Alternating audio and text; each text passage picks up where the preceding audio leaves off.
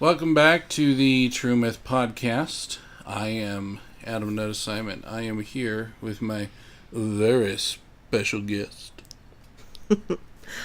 Hi. This is my wife, Sarah.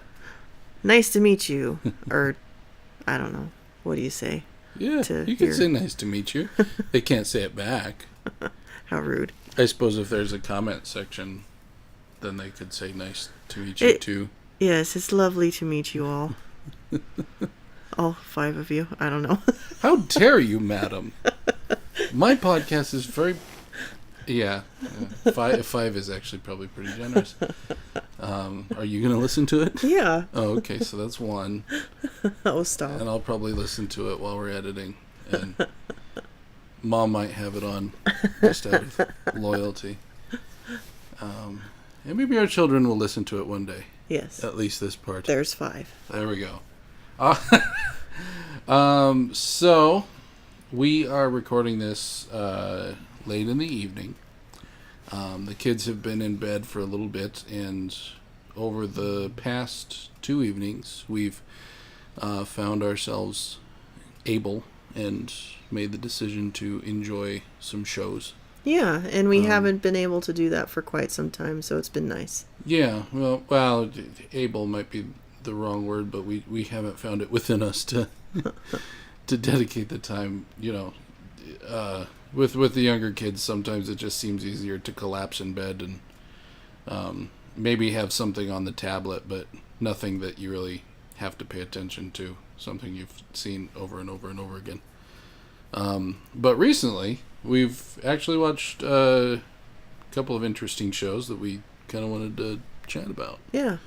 So, and we should have set up the mic last night because we were talking after the show, and we were both so excited about, you know, all the ideas that we were and had now we've about probably the show. forgotten everything. And all the now, well, at least me, my brain is foggy and I'm so sleepy, and I am gonna sound very incoherent. So the genius that was last night's conversation is lost to the world. Yes. And the world is poorer for it. It evaporated into the upside down.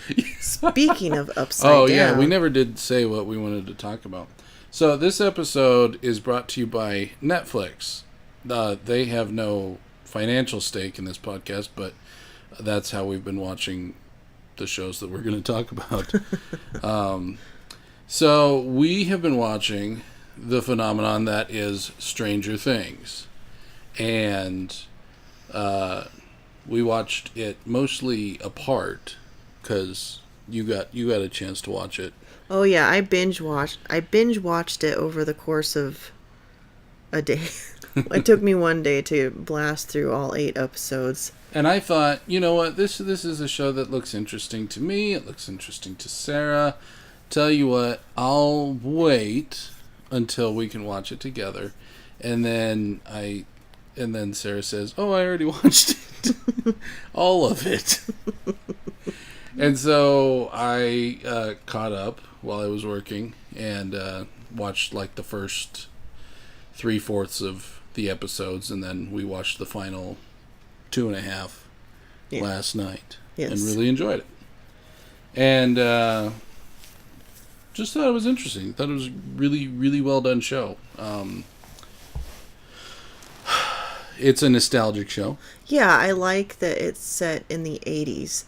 The older I get, the more the 80s becomes this magical time filled with the wonder of youth, where it's a time before the internet, before cell phones, where, you know, kids rode bikes in the streets in the evenings and during summer and just had adventures, and parents didn't know their every move. And I mean, some of it's scary to think about, you know, kids running around without knowing where they are for, you know, all day long. But back then it was normal, and kids had adventures outside, and I don't know, I like thinking about that.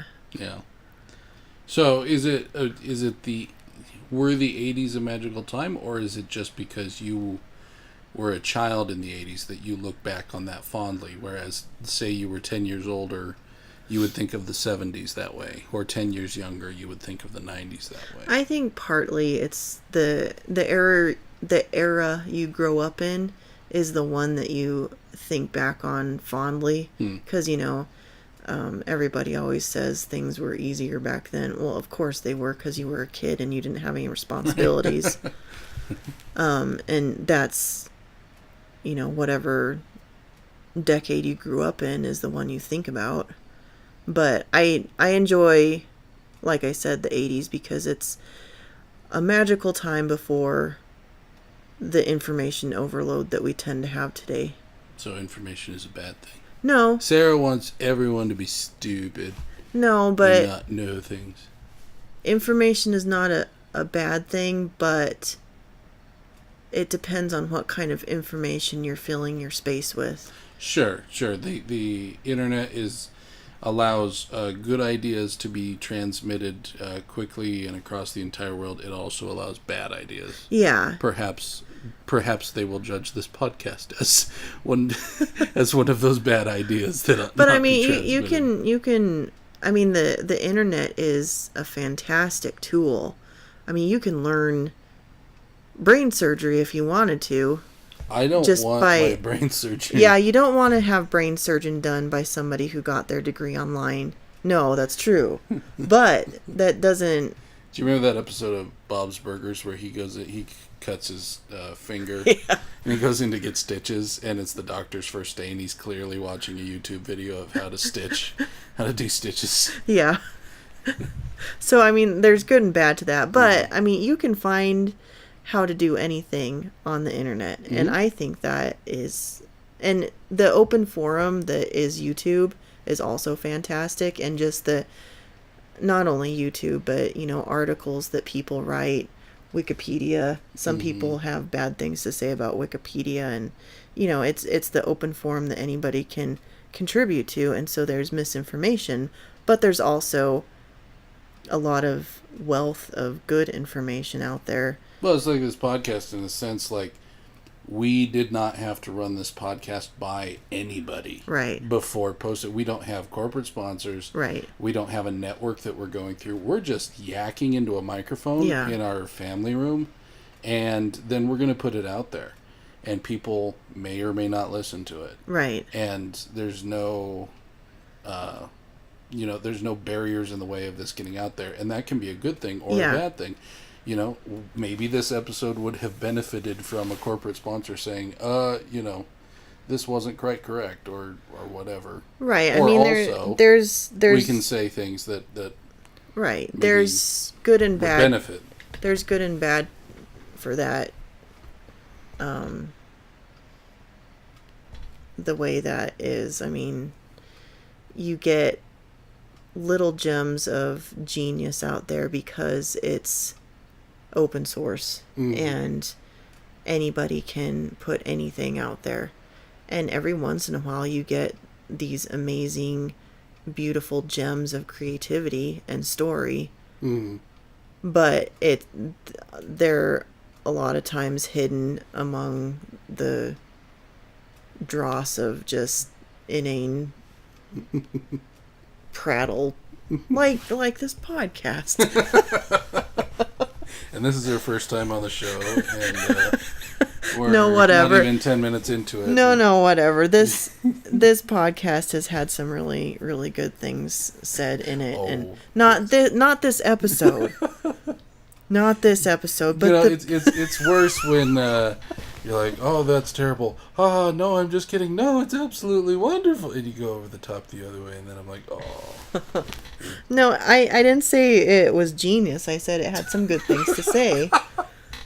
So we've got Stranger Things on right now while we're talking. Oh, yeah, As much as I'd love to sit here and watch Sarah tap dance about how terrible she thinks this masterwork is. We should back up just a little bit from the mic because I think we're blowing it out just a little.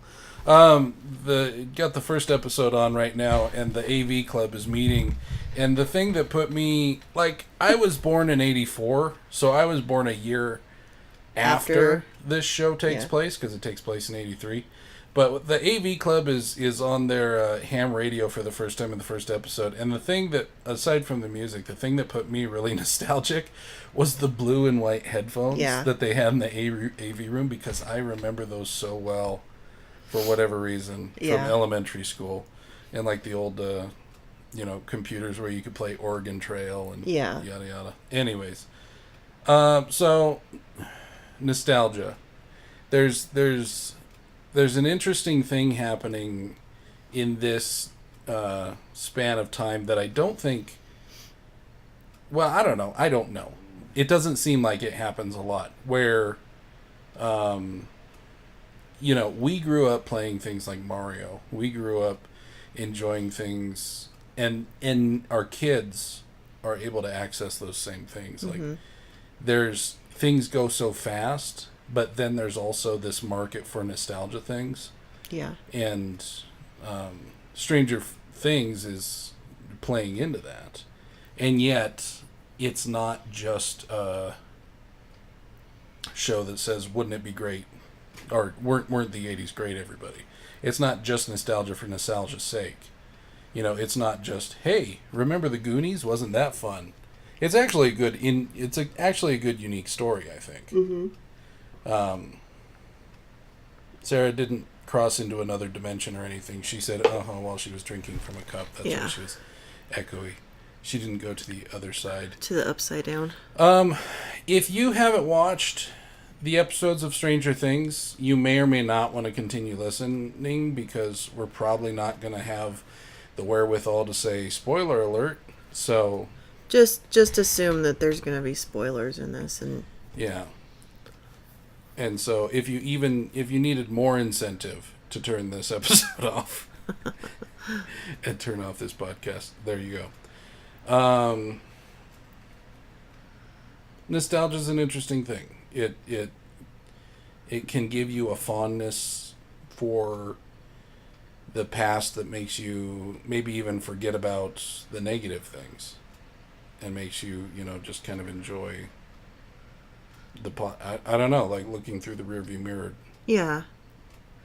Well, and anytime you look back on the past, it seems simpler than your present that you're dealing with now, because you've already lived through it. You've figured out what you needed to figure out in your past, and it's done, and you're not living in it anymore.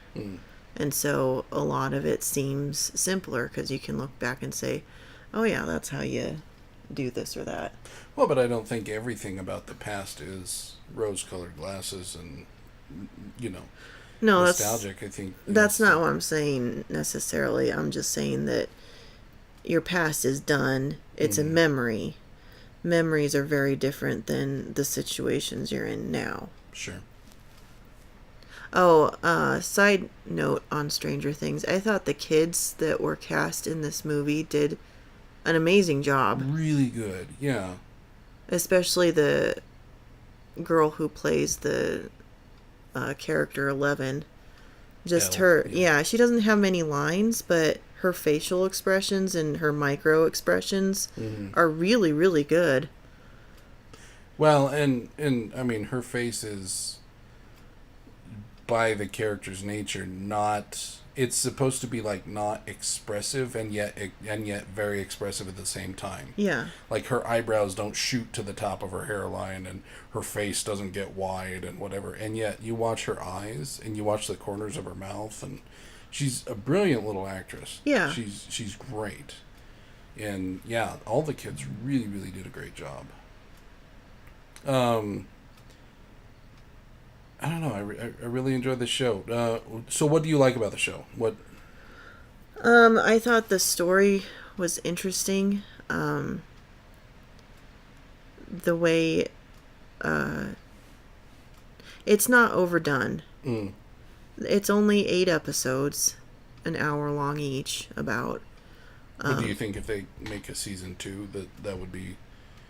Yeah, I don't know. I'm curious. Beating a dead dimension monster? No, I'm curious to see, because there are unanswered questions by the end of the 8th chapter. so there are things that they could make a interesting season 2 out of, but I thought I don't know. I really liked it. I really did. But I did think that they could have made it just one season. yeah. Like, I thought it was interesting, and then how things kind of wrapped up. It could have easily been one season. Oh yeah. And been a beautiful story. And I felt some of the things that they kind of left open We're were okay not to leave left open. Well, some of the things that I thought they left open, I think they left open not because the story said we should leave these open, but because they wanted a season 2. Yeah. And I don't mind that. I mean, I don't mind that as much as it, but I'm just saying, I think they could have made it one season and made it really cool. Yeah. But I like spending time in this story, and so I'm happy that there might be a season 2. Yeah. Sorry, go ahead. And I guess it's the story is just creepy enough to be really fun, but not so creepy that it gives you nightmares, you know? That was part of your wedding vows to me. You're just creepy enough to be fun. You're just creepy enough to be fun. Yeah, absolutely. Absolutely. Yeah, it's well, you know me. You know I don't handle the horrors very well. Yeah. And this wasn't that kind of a show where, I didn't want to spend time with it. Yeah. It was compelling and interesting and certainly creepy. I mean, did you want to talk about some of the theories we had on the science fiction part of it? Like what the upside down realm actually is and why it looks all weird and that kind of stuff? Sure, yeah. Is that not in the scope of the podcast? The scope is whatever scope we want to scope. It's whatever we want it to be. And if they don't like it, they don't have to listen. So. But yeah. So okay. So what do you think? Well, I mean, we were talking about how the upside down dimension is it's strange because it's like our world in that it has cars and houses, but no people, no animals. And we were talking about, well, maybe it's just a reflection of the physical things in the world, things that are not alive. Right. I generally don't like parallel dimension shows or parallel universe shows. Yeah. I don't know. I just don't like it. It just, I don't know that it is, I can't wrap my head around it, but it just seems, But this, I didn't mind it. Yeah. It's an interesting story but I don't know string theory super well, but if I understand it right, it's like every decision that is made creates another universe. Yeah, so there's infinite so you flip a coin there. And you create a universe where in one universe it lands on heads and one universe it lands on tails. Yeah. And so if that's the thing that they're going for here, then I don't understand how that shadow world well, maybe it's just the dimension that's closest to ours, and so when 11 breaks through, it's because it's the one that she was adjacent to at that moment. Yeah, I just don't understand the mechanics of that shadow world. Like, if it is another dimension, how is it a parallel universe? But maybe it's not. Maybe that's not the kind of story that they're telling. Right. They called it a shadow world. They referenced the Dungeons and Dragons lore of what a shadow world is, and I don't remember exactly what that is.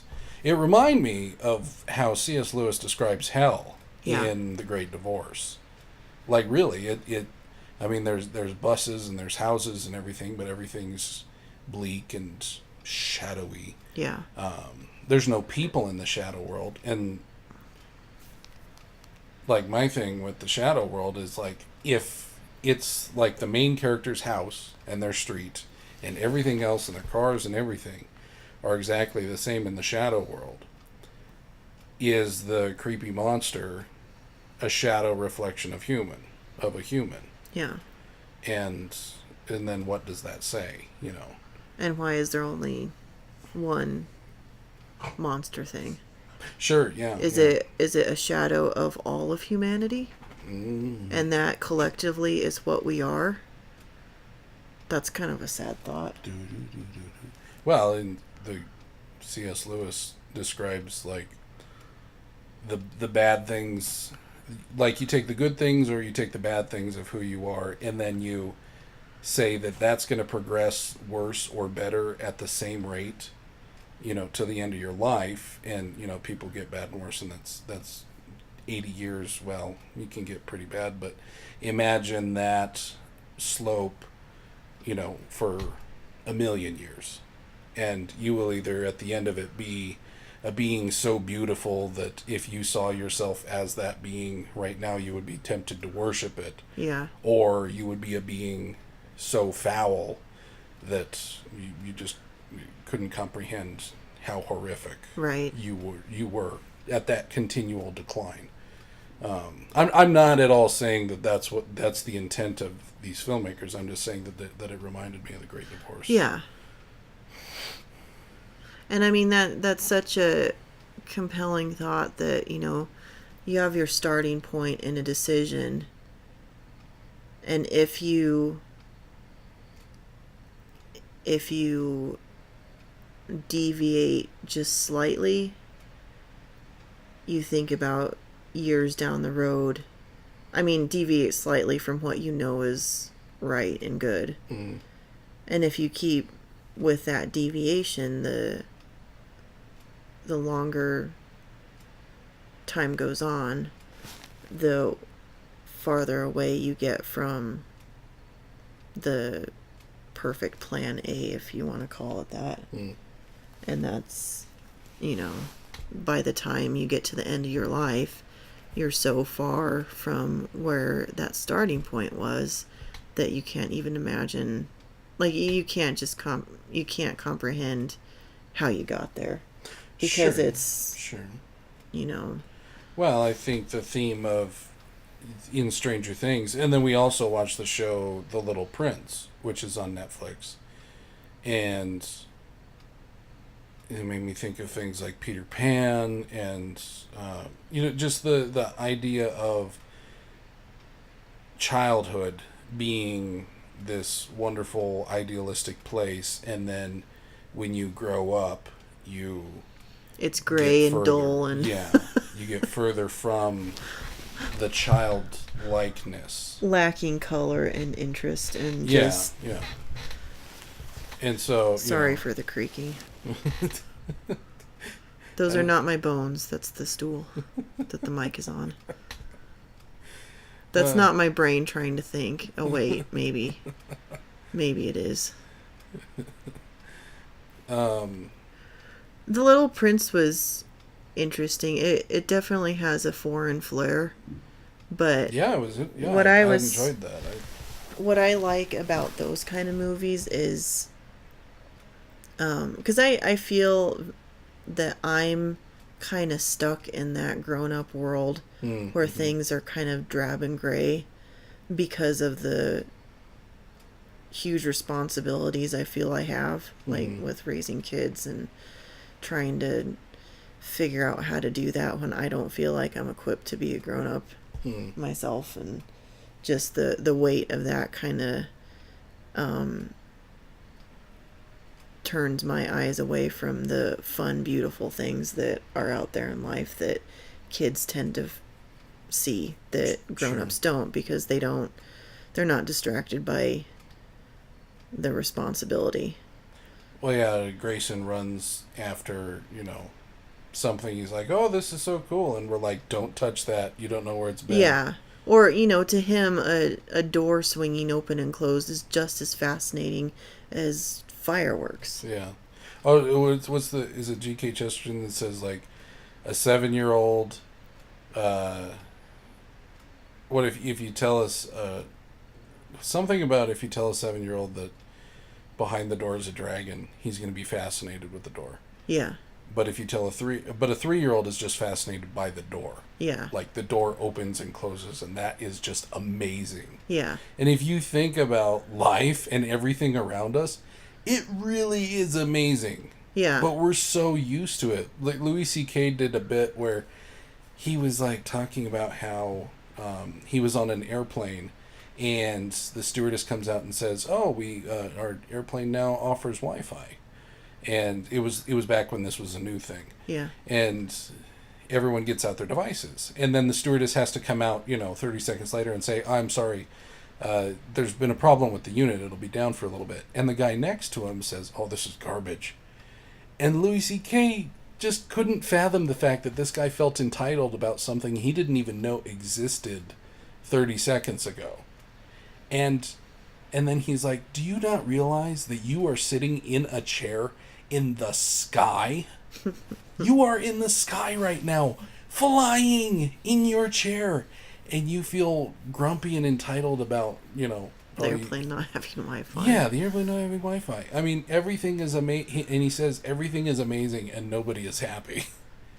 I was just thinking that how everything is just so amazing to a 3-year-old.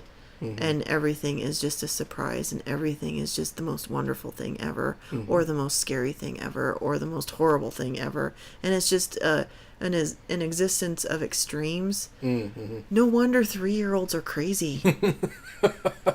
No wonder they throw fits and just cannot deal sometimes and throw themselves on the floor and scream, or refuse to do something that they have done dozens of times. It's right. Because they're always on overload. Right. Yeah. They're always overstimulated, and their minds are so chaotic because it's like being on speed 24/7 every moment that you're awake. Can you imagine that? Yeah.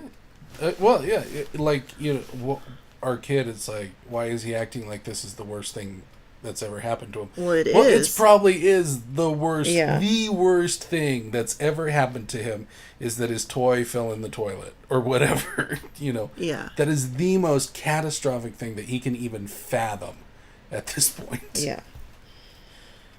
But okay, so you have, when you're young, the world is just so full of wonder. And then you grow up and you forget how wonderful things are. Maybe that's why we get nostalgic. We're not nostalgic necessarily for how the world was in the 80s. We're nostalgic for when we used to see the world as wonderful. Yeah. I mean, great. Our kids are going to think that what do they call this? The 10s? Yeah, I don't know.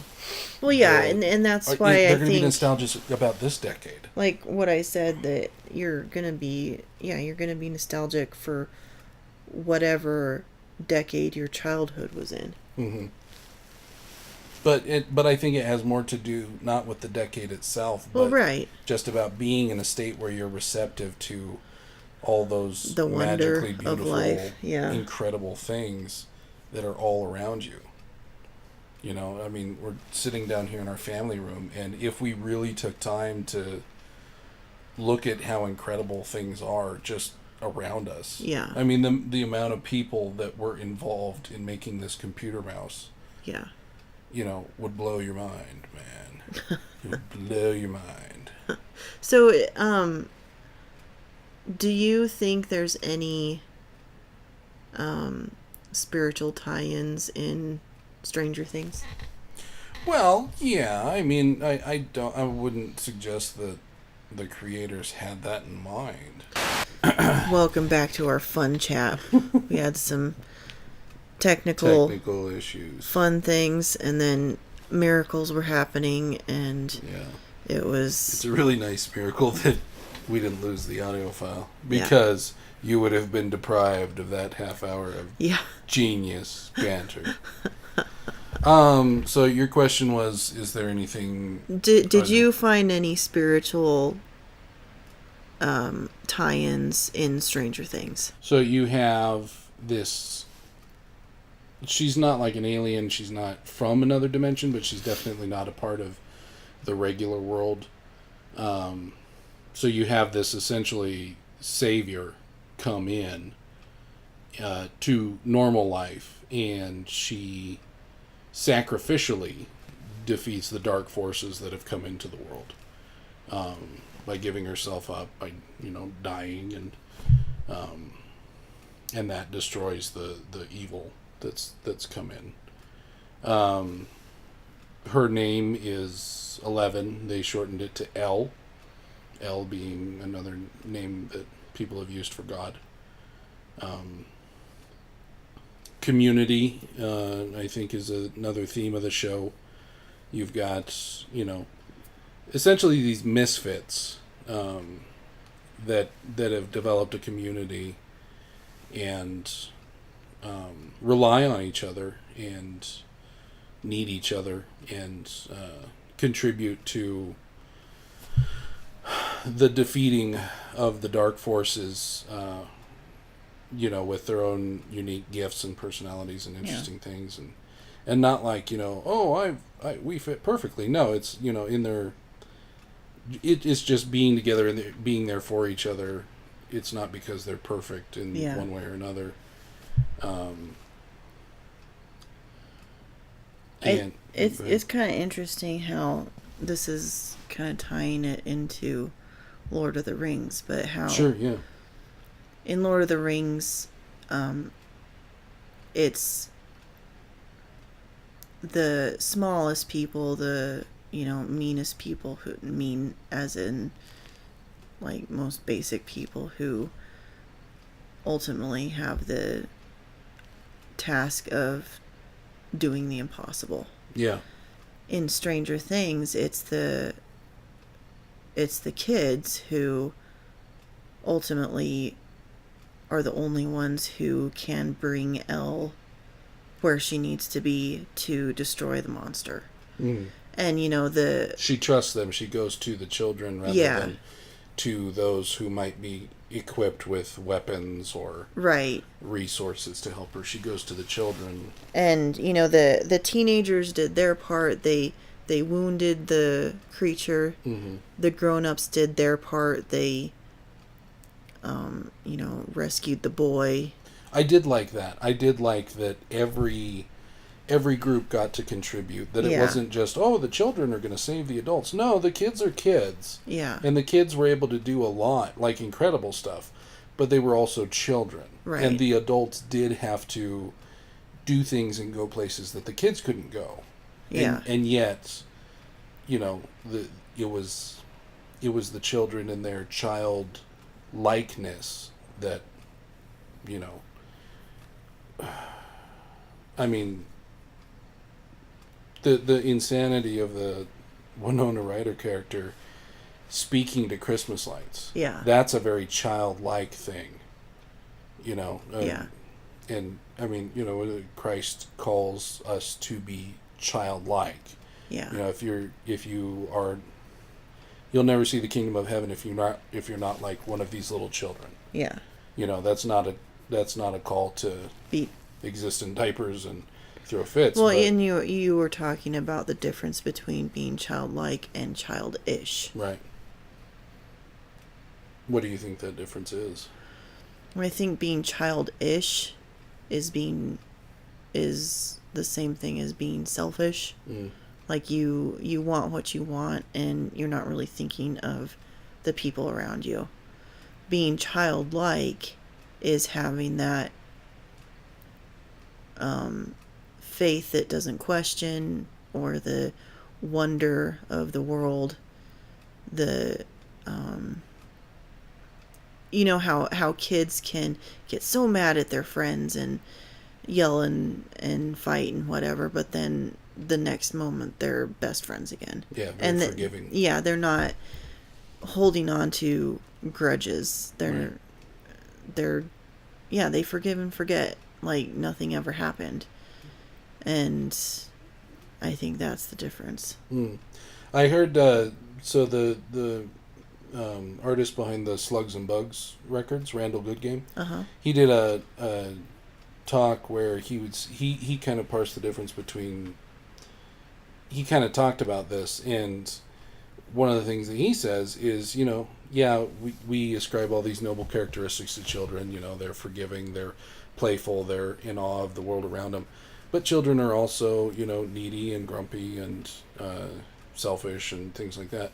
And he says, when God calls us to be childlike, those things, in some ways, are a part of it. In that we recognize they are still within us as adults. Yeah. But it's what we do with them.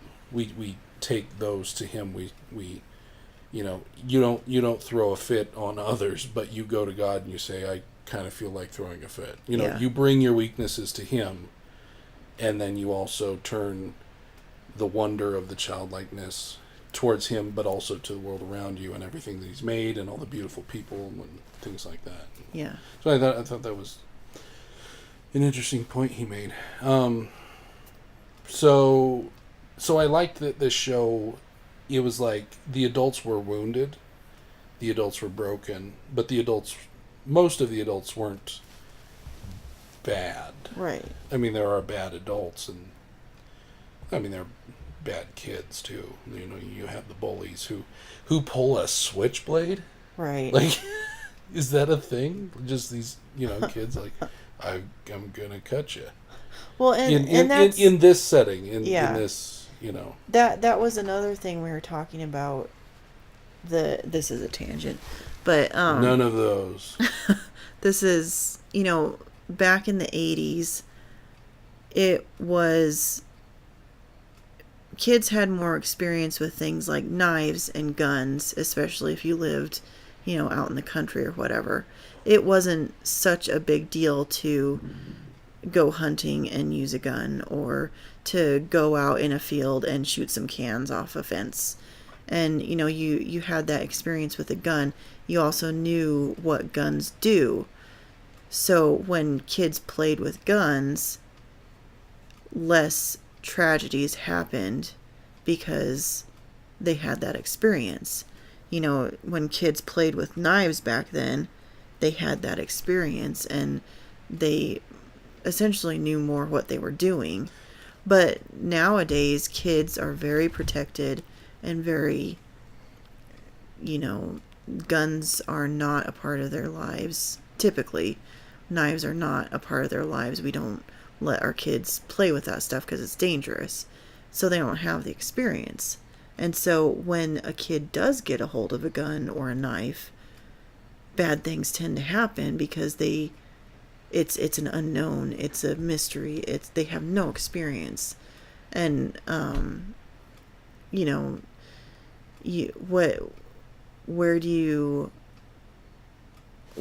what situation is better? I don't know. Do you want your kids to be out there experiencing guns and knives and whatnot? Well, I think that the reason that people have pulled away from that is because bad things did happen. Yeah. But yeah, what do you do? That's one of the things I thought was interesting about The Little Prince is like the overprotective mom. She was not like into controlling her daughter as like the wicked stepmother. Or right. She thought she was doing it for her daughter's benefit. Well, the world had shown her that was what you need to do. There was one scene where she said, because one day you will be alone. And she was alone. She was raising her daughter alone. And the daughter at some point makes a comment about how you're just like Dad. Dad was always working and never around. Dad's always, Dad's gone. And at what point are you going to go away? Yeah. And so, the mom was trying to protect her daughter and trying to equip her daughter for the world as she understood the world to be. There's a movie called The Tree of Life with Brad Pitt and Jessica Chastain and Sean Penn, and it's a really, really interesting story that like messed with me for a week. But both Brad Pitt's the father and Jessica Chastain is the mother, and both of them see the world very differently. Brad Pitt is trying to toughen his kid up and trying to get him to realize that the world is, eat or be eaten. And he's doing that because he loves his kid. And the wife, the mother, is more the embodiment of grace. And she wants her children to see the beauty in the world, to find the love, to find the grace in things, and that's kind of contrary to what the father does. And so, as parents, when we look out at the world, we see the dangers, and it can be really easy to just focus on that and to feel like the more afraid we make our kids, the better we're equipping them. But then on the other hand, you can also make things so naive for your kids that they're not equipped. So how do you find that balance? How do you not lose the beauty and help your children not lose the vision of the beauty of the world around them, but also not make them able to stand on their own? Yeah. Yeah, I don't know. That's a delicate balance. And it's something we've not figured out yet. Yeah. I mean, thank God our kids are very young. Yeah. You want to protect your kids, but you also want to challenge them and equip them. And it's hard to find out how to do that. These two stories remind me of Peter Pan in the various tellings, just the I've forgotten how to fly. You've got the, Wendy decides at the end of Peter Pan she's going to move out of the nursery. She is going to start the process of growing up. She sees, the beauty of Peter Pan's world, but also the tragedy that he's choosing not to grow up. Yeah. Because it is growing up is part of the process. But like in The Little Prince, he says, growing up is not the problem, forgetting is. And Wendy at some point says, I don't know if it's just Hook or whatever, the movie Hook, but she says, I've forgotten how to... Oh, no. I think she says it in the tellings, because Peter comes back and then takes her daughter on the adventure too. But she tells Peter, I've forgotten how to fly. And so, these shows, The Little Prince and Peter Pan and Stranger Things, they illustrate adults forgetting how to fly. Yeah. Forgetting, just being, and not maliciously, and even in most cases not because they're greedy or stupid or evil. All right, well, we keep having technical difficulties here, and so we're going to kind of wrap it up. We might add some things tomorrow morning, but we'll see. And one of our kids is awake.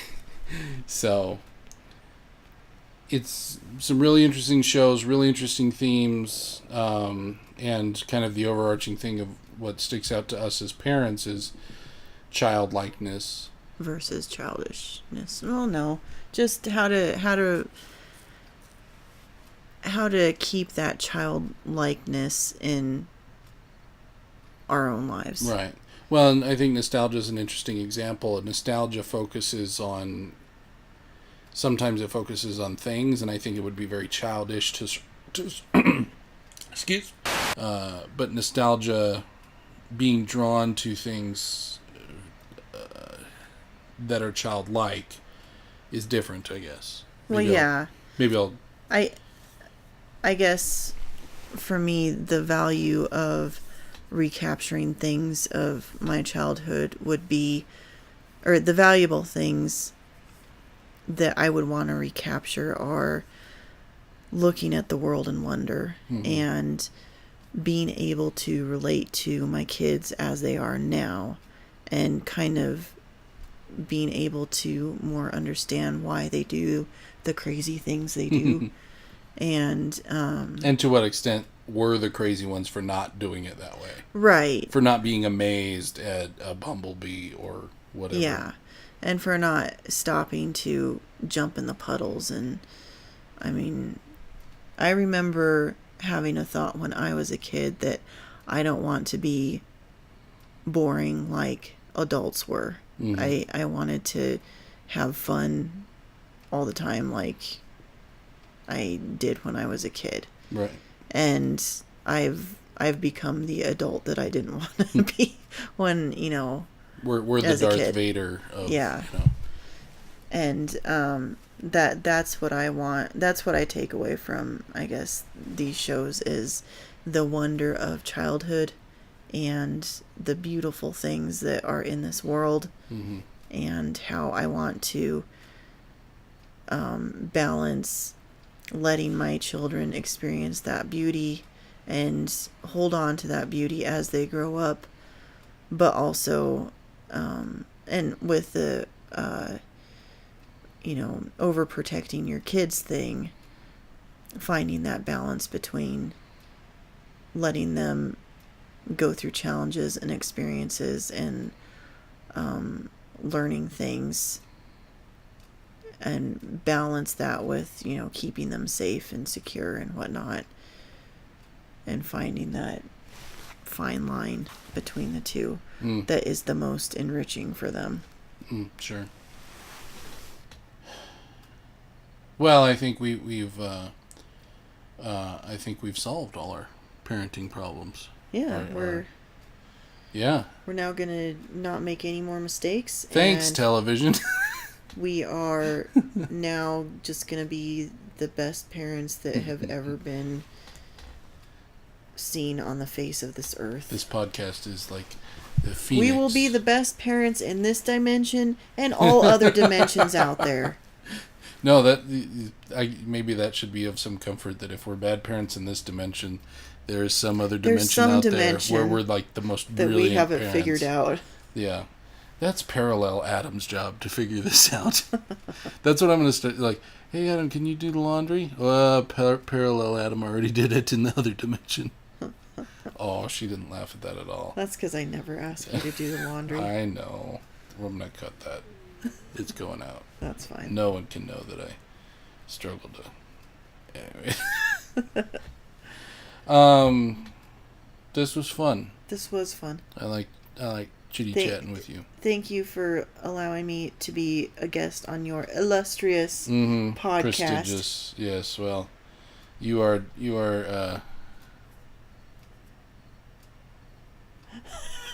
we'll say dating the podcast maker. I'm dating the producer director. Yeah. So, so I guess go forth and try to find ways to be childlike, not childish. It's a tragedy when things don't grow, when eggs don't hatch, when whatever. But find ways to maintain the childlikeness that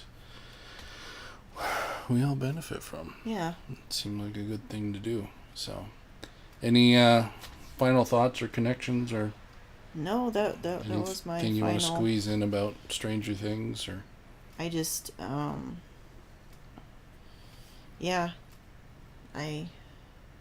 sciencey stuff on as to why the upside down world looks like it does, and where did the creature come from, and was that parallel universe a more normal parallel universe with people and whatnot, and then the creature is some alien thing like Parasite that just came and destroyed that world, and that's why it looked like that. Those theories are so fascinating to me, and I could think about them endlessly. But I guess the more important thing that I've taken away from these two shows is the wonder of childhood, and how I miss that. Yeah. And I want to recapture some aspects of that wonder in my life. And I think having kids has helped with that a little bit. It certainly gives you opportunity, like revisiting Christmas or whatever. Yeah. Christmas can become formulaic or full of the obligations of the season, or you can get focused on, it's too commercial or this and that. And then you see it through a kid's eyes, and all they're seeing is the bright lights, and all they're seeing is the wonder of what's inside this box. And I suppose, like the Little Prince, what is essential is not visible to the eye. He wanted a drawing of a sheep, and so he drew a box and said the sheep's in there, and he says that's the perfect drawing of a sheep. Anyways, a little side note: the Little Prince was Mr. Rogers of Mr. Rogers' Neighborhood, one of his favorite stories, and I think he had a quote: "What is essential is not visible to the eye," up on his wall in the office, and he really took seriously the beauty of childhood and the blessing that came from being childlike and ministered to kids, obviously, but so many of those kids benefited from it long after that because of what he did there. So, anyways, I think your final thoughts need volume headings.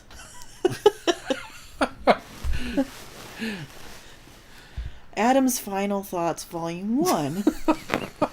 Adam's Final Thoughts, Volume 50. I love you. I love you very much. So that's the True Myth podcast for today. Yay.